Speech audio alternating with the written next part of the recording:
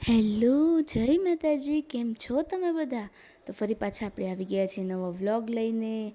તમે જોઈ શકો છો, જો બીજા દિવસની સવાર પડી ગઈ છે અને અમે ડાયરેક્ટ આવી ગયા હતા પુલે નાહવા માટે. બહુ જ મજા કરી છે રિઝોર્ટમાં. જો પાછળના ગાર્ડનનો વ્યૂ સવારનો કંઈક આવો હતો. બહુ જ મજા આવી અમને બધાને. આવી રીતે જો ફરતા બધે આંબા છે, અહીંયા બધા રૂમ્સ છે. આથી જો બહુ જ મસ્ત વ્યૂ આવે છે. પુલની આજુબાજુ પણ બહુ બધા પ્લાન્ટ્સ છે, બહુ ગ્રીનરી છે. આની પહેલાંનો વિડીયો જોયો હશે તો તમને ખબર હશે, પુલની પાછળના પાર્ટમાં પણ આખી વાડી છે આંબાની, જેમાં ખાલી બધા આંબા જ છે. એટલે અહીંયા બહુ બધા આંબા છે. એમાં કેટલી બધી કાચી કેરી મસ્તની હતી, કેટલી પાકી પણ હતી. એ પણ બહુ જ મીઠી હતી. બહુ જ મજા આવી જમવાની. જો ગાડી પડી છે સામે, એટલે મમ્મી જો અહીંયા મસ્ત ધીમે ધીમે વોકિંગ કરે છે, વ્યૂ એન્જોય કરે છે અને વિડીયો લેતા જાય છે. અમે બધા બિઝી હતા નાવામાં. બ્રેકફાસ્ટમાં બીજા દિવસે હતા થેપલા અને પૌવા. એ અમે જમ્યા નાસ્તામાં. એની ક્લિપ નથી લીધી, નકર તમને બતાવેત. અને આ જો અમે રિટર્ન જવા માટે નીકળ્યા ને, ત્યારે મામાએ કીધું કે આગ્રા તમે તાજમહેલ ના જોઈ શકો, પણ અહીંયા તમને તાજમહેલ જેવું હજી કંઈક એક વસ્તુ દેખાડી દઉં. જો બહારનો ગેટ છે, એ પણ બહુ જ મસ્ત હતો. જો અહીંયા અંદર એન્ટર થાવ એટલે આગળ કોર્ટ આવે. પહેલાં કોર્ટ પૂરી થાય એટલે એની જ આગળ છે એક દરગાહ. બહુ જ મસ્ત છે, એટલી મસ્ત લાગે છે ને, જૂના રાજાઓનો મહેલ હોય એટલી સરસ દરગાહ છે. એટલે એકદમ નજીકથી અમે જોઈ. હજી તમને કેમેરામાં તો અલગ દેખાશે થોડીક, પણ રિયલમાં તો બહુ જ બ્યુટીફુલ છે એ દરગાહ. એકવાર જવા જેવી જગ્યા છે એ. પ્લીઝ જુનાગઢ આવો ત્યારે એક મસ્ટ વિઝિટ પ્લેસ છે, જજો. આ જો એની પાછળ ચર્ચ છે, એ પણ બહુ મસ્ત છે. આખું જોઈ શકો છો તમે, બહુ જ મસ્ત ચર્ચ છે આ. અને આગળ દરગાહ છે, પાછળ ચર્ચ છે, એવું છે. જો આટલું મોટું ચર્ચ છે, બહુ જ મસ્ત લાગે છે. અમારે જવું હતું પણ ટાઈમ ઓછો હતો, વહેલા દ્રાફા પહોંચવાનું હતું, એટલે અમે પછી ના ગયા. એવું છે બધું. બસ જો ત્યાં અહીંયા આવો હતો કંઈક વ્યૂ. બહુ જ મજા કરી છે અમે બધાએ જૂનાગઢમાં. આ ટ્રીપ બહુ જ યાદગાર રહેશે. અને જો આ છે દરગાહ. જો કેટલી બ્યુટીફુલ છે. આમાં ઝીણું ઝીણું જે આર્ટવર્ક કર્યું છે એ તો જોવા જેવું છે. અહીંયા દૂરથી તો હજી ઓછું દેખાય, નજીક જાઓ તો એકદમ મસ્ત દેખાય. જો કેવી સરસ છે દરગાહ. આમ રિયલ આઈઝમાં તમે આંખથી જુઓ ને તો તમને એમ થાય કે અંદર જઈને જોઈ આવીએ. બહુ જ મજા આવે એવી જગ્યા છે. ફોટોઝ પણ બહુ જ મસ્ત આવે ત્યાંના. બહાર આપણો ફ્લેગ છે, નેશનલ ફ્લેગ. ત્યાં છે રેલવે સ્ટેશન. આવી રીતે જો હતો આખો ગેટ બહારનો, એકદમ જૂનવાણી ગેટ છે, એ પણ બહુ જ સરસ છે. આ જો વ્યૂ આવે છે ગિરનારનો અહીંયાથી. અમે ગિરનાર અમને કોઈ ચડવા તો ના દીધા ગરમીને લીધે, પણ અમે દૂરથી દર્શન કરી લીધા છે. ઈચ્છા તો બહુ જ હતી ગિરનાર ચડવાની, પણ મેળ ના આવ્યો. અને આ છે બપોરનો વિડીયો. બધાને ભૂખ લાગી નહોતી બહુ, એટલે નાસ્તો કરવો હતો. તો બધા છોકરાઓ કે અમારે પિઝ્ઝા જ જમવા છે. વીરા અને વંશુ અને વેદુ ત્રણેય એમ કીધું કે પિઝ્ઝા જમવા છે. તો લાપીનોઝમાં પપ્પાએ ઊભી રાખી, ત્યાં બધા પિઝ્ઝા જમ્યા. જો ચારનું જે ઘરે પેક મગાવીએ છીએ, તમે વિડીયો જોતા હશો તો તમને ખબર હશે, એ જ અહીંયા મગાવ્યું છે. કેપ્સિકમ, ઓનિયન, ટમેટો અને સ્વીટ કોર્નનું. જો આવી રીતે હતો કંઈક અંદરનું ડાઇનિંગ. પણ બહુ જ મસ્ત અને એકદમ એસ્થેટિક વાઇબ દેતું હતું. બહુ જ મસ્ત લાગતું હતું. અને આમ મને બેસ્ટ લાપીનોઝના જ પિઝ્ઝા લાગે છે. ટેસ્ટમાં બહુ જ સારા હોય છે ને ક્વોલિટી પણ બહુ સારી હોય છે. એટલે અમે મોસ્ટલી લાપીનોઝના જ પિઝ્ઝા મગાવીએ છીએ.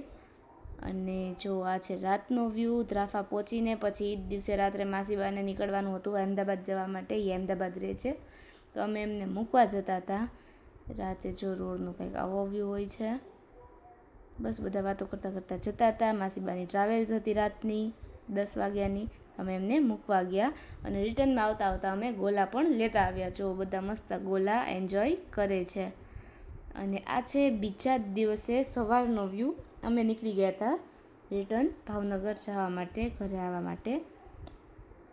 બહુ જ મજા આવી. મસ્ત સોંગ સાંભળતા સાંભળતા અમે ચારેય જતા હતા. બપોરે જમવા હોટલે રોકાણા હતા. પછી સાંજે મારા આંટી પણ હરિદ્વાર ગયા છે જાત્રામાં, એટલે જો પછી ચાચાને બાને બધાને જમવાનું ઘરે હતું, એટલે મસ્ત આપણે સેવ ટમેટાનું શાક અને ગરમા ગરમ ભાખરી બનાવી લીધી હતી. એ હતું આપણે રાતનો ડિનર. ભાવનગર પણ મોસ્ટલી સેવનું શાક જ બને છે, દ્રાફાની જેમ જ તે. પણ અહીંયા કંઈકનું કંઈક આપણે અલગ અલગ ટ્રાય કરતા હોય, ત્યાં કોઈ અલગ ટ્રાય ના કરે, મોસ્ટલી આ જ બનાવે, બધાને ભાવે એટલે. અને આ છે બીજા દિવસે બપોરનો વ્યૂ. બપોરે બનાવી તો સરગવાનું શાક. પપ્પા, વીરા, કાકા, ભાઈ બધાને બહુ જ ભાવે છે સરગવાનું શાક, એટલે એ બનાવ્યું હતું. જો મમ્મી સરગવા કટ કરતા હતા. જો અહીંયા વઘાર માટે તેલ લઈ લીધું છે, એમાં હિંગ નાખી દીધી છે અને એમાં એડ કરી દીધો છે સરગવો. બસ આમાં હળદર, મરચું, મીઠું નાખી દેશું, થોડી વાર ચડવા દેશું. એ ચડી જાય એટલે ઉપરથી થોડોક ચણાનો લોટ નાખી દેવાનો, એટલે મસ્ત આપણું સરગવાનું શાક રેડી થઈ જાય છે. અને સેજ જેવી ખાંડ પણ નાખવાની, થોડીક મીઠાશ માટે, કેમ કે અમે બહુ ગળ્યું સ્વીટ ટેસ્ટ આવે એ પપ્પાને ના ગમે, એટલે અમે ખાંડ સાવ ઓછી, ના બરાબર જ નાખીએ છીએ. એટલે બસ એવી રીતે થાય છે અમારે સરગવાનું શાક. એ હતી શાકની રેસીપી. જો હળદર મરચું બે એડ થઈ ગયું છે. અમે તીખું થોડુંક વધારે જમીએ એટલે મરચું થોડુંક વધારે જ નાખીએ. અને પાણી સાવ એટલે સાવ થોડું એવું જ નાખવાનું, જેનાથી બધું સરખું બેલેન્સ થઈ જાય.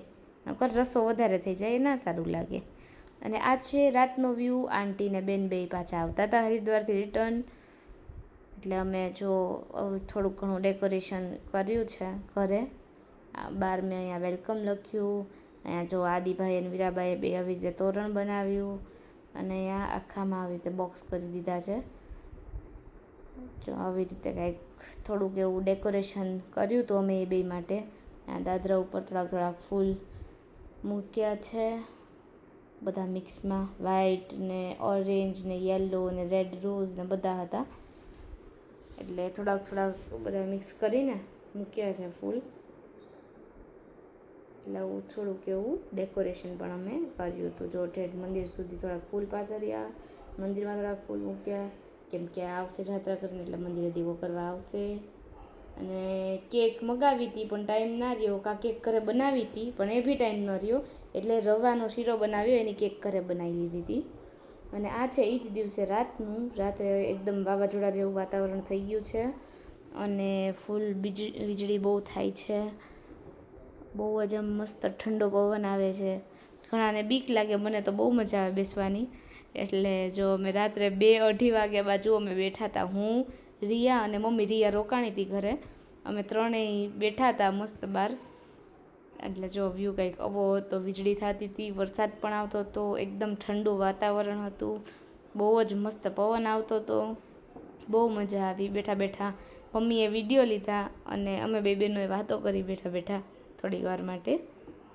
અને 3 વાગ્યા કોર અમે સૂઈ ગયા. 3-3:30 બાજુ સૂતા હશું અમે બે. તો મમ્મી તો વહેલા સૂઈ ગયા હતા પછી આ વિડીયો લઈને ડાયરેક્ટ. અમે બે વાતો કરી એટલે અમે મોડા સૂતા. બસ that's it for today's video. Please like, share and subscribe. જય માતાજી. Thank you.